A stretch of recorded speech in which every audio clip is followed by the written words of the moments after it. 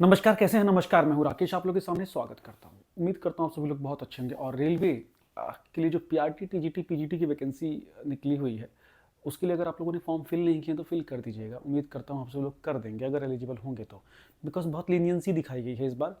इस मतलब रेलवे की परीक्षाएं तो खैर टीचिंग को लेकर बहुत ही रेयर होती है, बहुत कम होती हैं और इसमें पद भी ठीक ठाक है।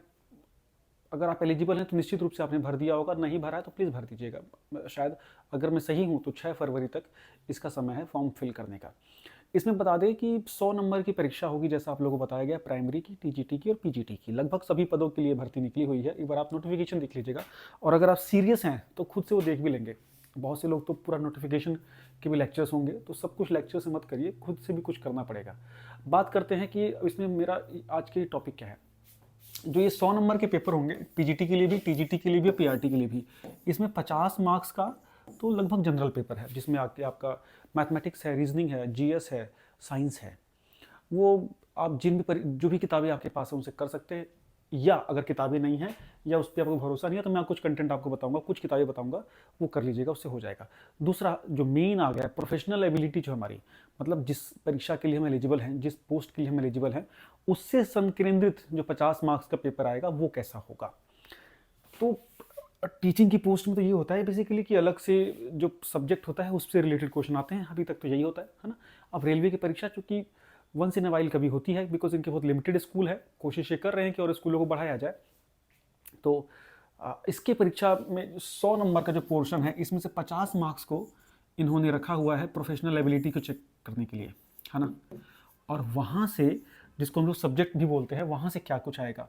देखिए, अगर अभी मैंने ज़्यादा कुछ चीज़ देखा तो बहुत ज़्यादा कुछ ऑनलाइन में ना अवेलेबल नहीं है। दूसरी बात, सीडीपी को ही प्रोफेशनल एबिलिटी के रूप में समझा जा रहा है ना। तो मैं पहले क्लियर कर दूं, अभी मैं टीजीटी और पीजीटी के लिए बोल रहा हूँ, है ना। पीआरटी के लिए तो आप अगर सीडीपी को पढ़ते हैं और एजुकेशन का पोर्शन पढ़ते हैं तो काम उससे हो जाएगा, उसमें बहुत फाइट उसमें है नहीं और बहुत ज़्यादा मुझे उसमें कुछ नयापन दिखाना है। तो वो जनरल एक तरह से जैसे डीएसएसबी का पीआरटी होता है उसी तर्ज पे पढ़ लीजिए।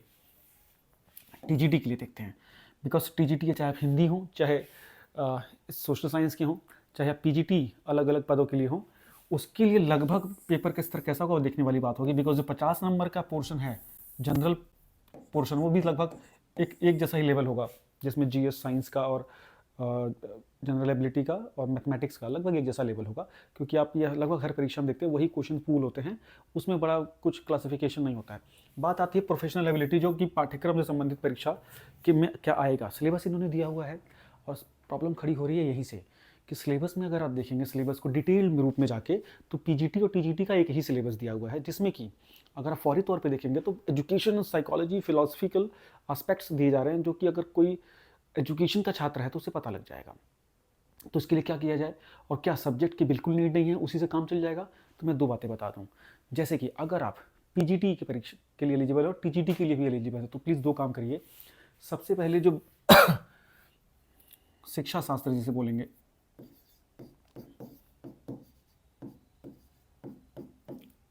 है ना, या इंग्लिश में सिर्फ एजुकेशन, इसकी परीक्षा होती है नेट की, है ना।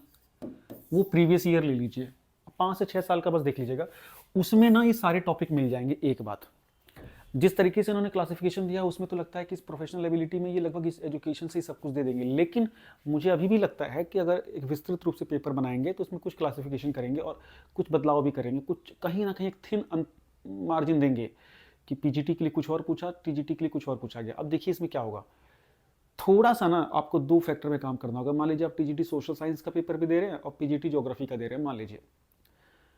अब उसमें एजुकेशन वाला पोर्शन आपका कवर होगा, सेम होगा, और एजुकेशन वाला पोर्शन के लिए आप नेट की कोई भी एजुकेशन की जो नेट जेआरएफ जो बुक होती है वो ले लीजिएगा और 5 से 6 साल के प्रीवियस ईयर कर लीजिएगा। और उससे प्रीवियस ईयर में जाने से पहले उन टॉपिक्स मिल जाएंगे, जैसे वेस्टर्न थिंकर्स हो गए या भारत का जो शिक्षा का इतिहास है उसके ऊपर हो गया, और उसमें कुछ टॉपिक स्पेसिफाई किए, सारे टॉपिक आपको मिल जाएंगे। मैं अभी भी मान के चल रहा हूँ कि 50 नंबर के क्वेश्चन में करीब 30 से 35 क्वेश्चन या 30 से 35 मार्क्स के क्वेश्चंस आपको इस शिक्षा शास्त्र के पोर्शन से मिलेंगे। लेकिन जो हमारे 10 से 15 माइट भी 20 क्वेश्चन होंगे वो हमारे उस सब्जेक्ट से रिलेटेड प्लस उसकी पेडागोजी के साथ होंगे। जैसे आप लोग डीएसएसबी की परीक्षा देते हैं हिस्ट्री में या टीजीटी सोशल साइंस में या हिंदी में टीजीटी में या पीजीटी हिंदी में, तो जो सब्जेक्ट स्पेसिफिक होता है उसमें लास्ट में ना करीब 15 से 20% पैडागोजिकल क्वेश्चन आते हैं। तो वो क्वेश्चन प्लस एजुकेशन का पोर्शन, ये आपका ना प्रोफेशनल एबिलिटी को चेक करेगा। मैं तो देख रहा था, मुझे कई बार हंसी भी आती है कि लोग देखो कुछ भी पढ़ा देते हैं, अगर नहीं क्लियर है तो मत पढ़ाओ, है ना, जो चीज़ क्लियर है वही वही चीज़ पढ़ा दो। इसमें बहुत बड़े ब्लंडर होने की उम्मीद रहेगी। तो जितने लोग पीजीटी के लिए एलिजिबल हैं, 2 काम कर लीजिए भाई। एजुकेशन का प्रीवियस ईयर पकड़ लीजिए, नेट का, वहाँ से टॉपिक पकड़ लीजिए, फिर उससे रिलेटेड क्वेश्चन करने हैं। मैं पीडीएफ देखूंगा कि टेलीग्राम ग्रुप में हो सके तो मैं डाल दूँ। टेलीग्राम ग्रुप ज्वाइन नहीं किया तो कर लीजिएगा। इस चैनल अगर सब्सक्राइब नहीं किया तो please please please please please कर लीजिएगा, बिकॉज रेलवे के ऊपर मैं काफ़ी कंटेंट लाने वाला हूँ। रेलवे प्लस यूपी के ऊपर हम काफ़ी न्यूज़ लेके आने वाले हैं, केवीएस, डीएसएसबी। तो टीचिंग संबंधित सभी परीक्षाओं के लिए आपको यहाँ पे भरोसा कर सकते हैं, बिकॉज ये सिर्फ एक यूट्यूब चैनल नहीं है, ये एक ऑथेंटिकेटेड चैनल है। हमारा एक बड़ा चैनल ऑलरेडी है, एम विद राकेश के नाम से, अगर आप देखेंगे लगभग हम लोग वहाँ 4 लाख के आसपास है। तो यहाँ पर आपको वही चीज़ें बताई जाएंगी जो वास्तविक रूप से होती हैं। बिकॉज मैं कई बार बोलता हूँ कि यूट्यूबिंग करना और टीचिंग करना ये बहुत डिफरेंट आस्पेक्ट हैं, बहुत अलग चीज़ें हैं। हम बहुत व्यू के लिए बहुत चीज़ों को लेकर नहीं चलते हैं, तो बहुत जो कंटेंट आपको मिलेगा ना, बहुत परिष्कृत और लिमिटेड और काम का ही मिलेगा।